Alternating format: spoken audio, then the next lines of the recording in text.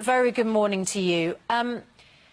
So, how do we stop people being radicalized? Good morning. How do we stop people from being radicalized is a key question that we are grappling with ourselves. Of course, as Londoners, our heartfelt grief, pain, sorrow, prayers for the families who have lost their loved ones and those who have been injured. And of course, commendation for the officers who did actually so swiftly attend to the scene. How do we stop people? I haven't got a clue, to be honest with you, except that we are all asking that question. We would like to work together. I've got some ideas. I need to start by referencing what you said earlier on about community policing. I think it's very important. We need to increase the numbers, not cut them. And most importantly, we need to create partnership between people. We need to all feel empowered. We need to feel inclusive. And in our inclusive narrative, we need to drown the voices of extremism.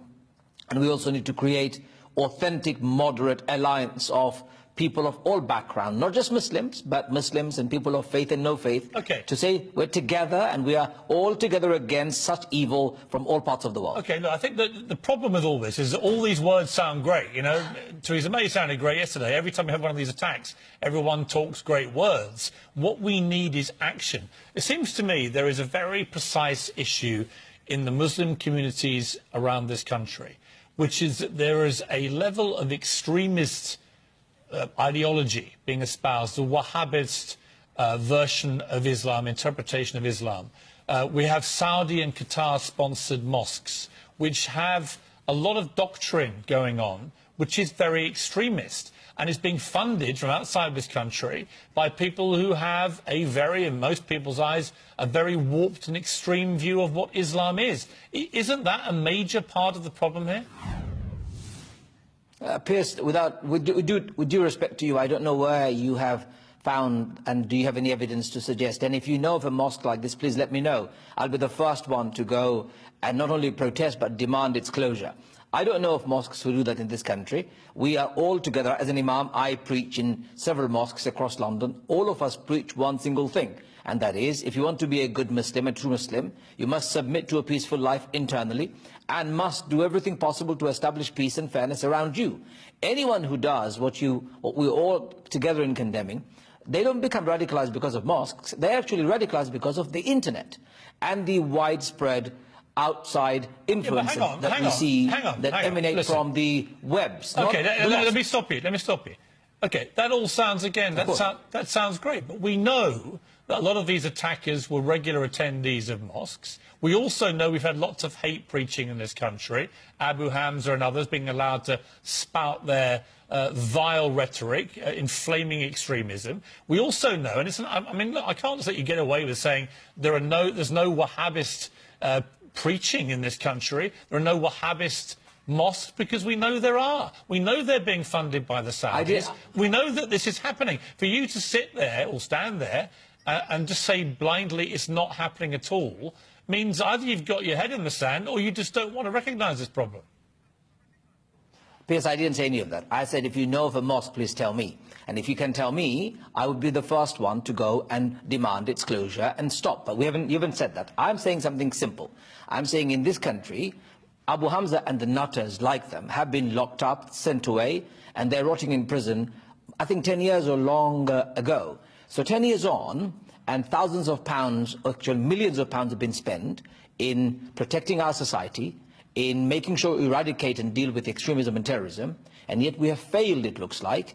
So don't apportion the blame on the Muslims or the mosques, when mosques and the Muslim communities have played a huge and significant role in keeping our community safe. Those people who come to those mosques, we get, for example, in my mosque where we are right now, we get thousands of worshippers. We don't vet every single person, just like we don't vet anyone going to a church or a Sikh Gurdwara or a synagogue for that matter. People come by their own volition. Our imams teach what Quran says very clearly, what the teachings of the Prophet is. And the teaching of Quran is, if you take one life, it is like taking the lives of the entire humanity. If you save one life, it is like saving the lives of the entire humanity. This is our home, Pierce. Britain is my home.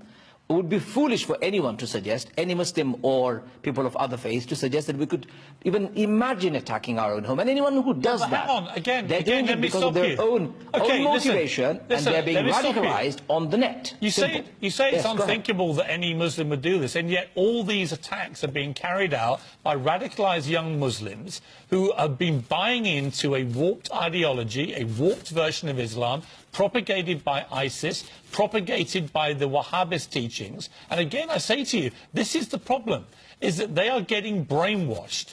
And we can all mourn the dead when these attacks happen. We've now had 3 in a few weeks, right? There are 23,000 people in this country right now that the authorities suspect may have jihadist tendencies. This is an absolute tinderbox. And what people want to know, watching this programme this morning, is what is everyone going to do about it? But in particular, what are the Muslim communities from where these people are living and where they are clearly somehow getting brainwashed? What more can they be doing collectively, with our help if necessary, to try and root them out and stop them before they kill?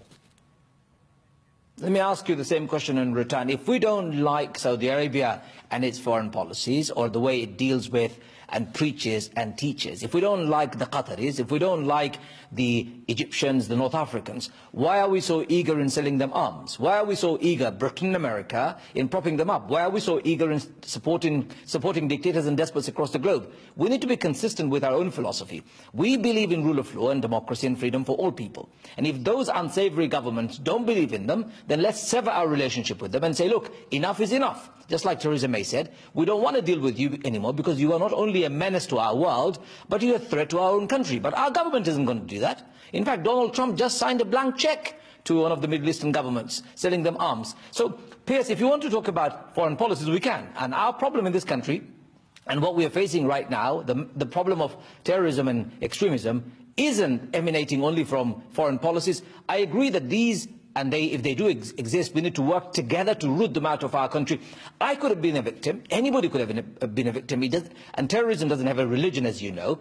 We need to be really together. So let's create an inclusive narrative. Let's fight together. Let's drown the voices of extremism. Let's secure our streets. Let's equip our police services, our security services. Let's bring the community policing back on. Let's empower the mosques and the imams. Let's work together, and let's not blame the other. Because if we blame the other, the terrorists have won, and that's exactly why they do what they do, and that is to divide us, to destroy our unity, and most importantly, to destroy our country.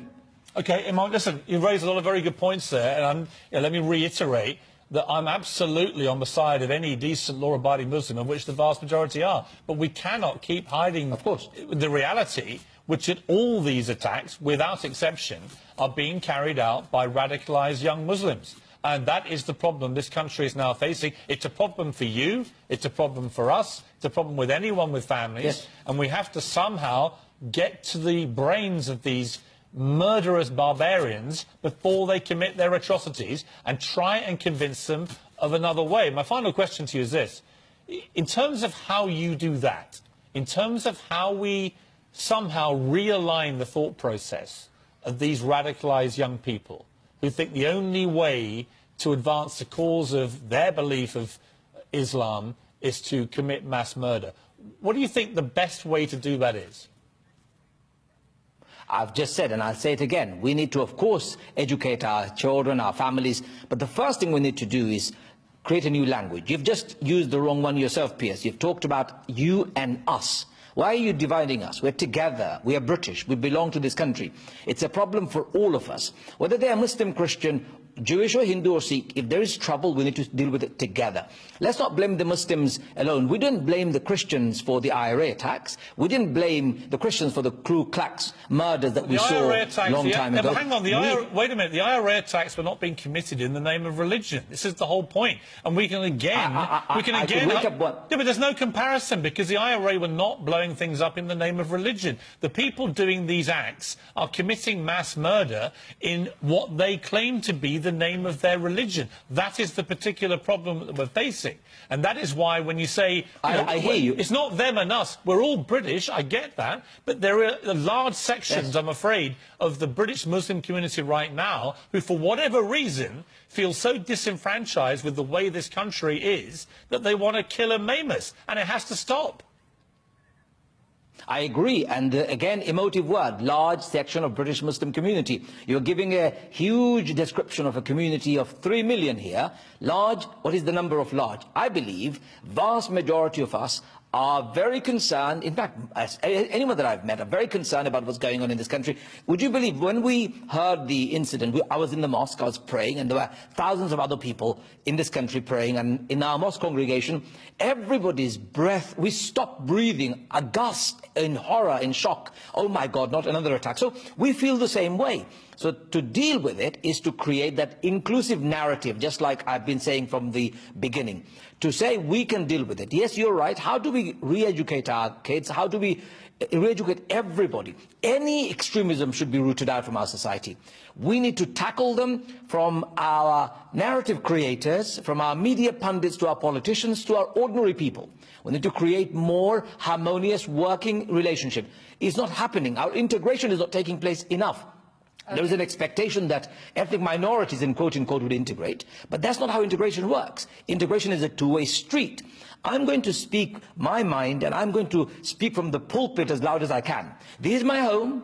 British people are my people. And I will do everything possible to make sure my country and my people are safe. And anyone who doesn't like Britain, do me a favour, return your passport and leave. Okay. We've been saying this for a long time. Imam? Those nutters, P.S., those nutters who don't like us, we have a clear message for them. You don't belong here. Imam, Ajmal Mazrut, I like those words. Keep doing your good work. Spread that message.